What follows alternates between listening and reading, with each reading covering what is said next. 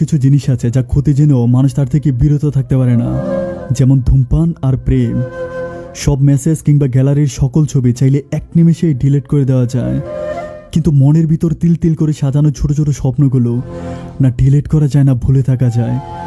এগুলার আঘাত সারাটা জীবন সহ্য করে যেতে হবে। সুখের বাজারে গিয়েছিলাম সুখ কেনার জন্য। আমি গরিব বলে কিনতে পারিনি, তবে খালি হাতে ফিরিনি। কষ্টের দাম খুবই কম ছিল, তাই তো মন ভরে কষ্ট কিনে নিয়ে এসেছি। সাবধানে যেও, বাসায় পৌঁছে আমাকে একটা মেসেজ দিও। এই কথাটা শুনলে না ভিতরটা জানি কেমন করে ওঠে। কেউ একজন ছিল যে এমন করে আমাদের কেয়ার করত। কিছু গানের কথা যখন প্রিয় মানুষটিকে মনে করিয়ে দেয়, তখনই গানটি আমাদের কাছে প্রিয় হয়ে যায়। যার সাথে কথা বললে নিমেষে আপনার মনটা ভালো হয়ে যায়, তার সাথে খুবই কম কম কথা বলবেন। কারণ যে ওষুধ আপনি বেশি বেশি সেবন করবেন, সে ঔষধ আস্তে আস্তে একটা সময় আপনার উপর থেকে কাজ করা বন্ধ করে দেবে। মনে রাখবেন, সময় মানুষকে বড্ড কষ্ট দেয়। তাই তো গড়িতে ফুল নয়, কাঁটা থাকে। কল্পনা স্বপ্ন তৈরি করে দেয়, আর বাস্তবতা তা সুন্দর করে ভেঙে দেয়। রাত্রিবেলায় কেঁদে কেঁদে ভোর সকালে ক্লান্ত।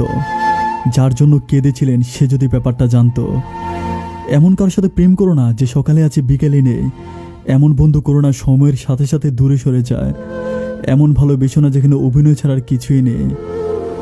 নেই কোনো যোগাযোগ, নেই কোনো অভিযোগ, তবুও চাই তার যেন কোনো ক্ষতি না হোক।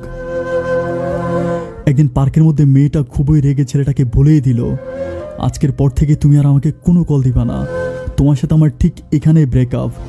এটা বলে মেয়েটা সোজা হেঁটে চলে গেল।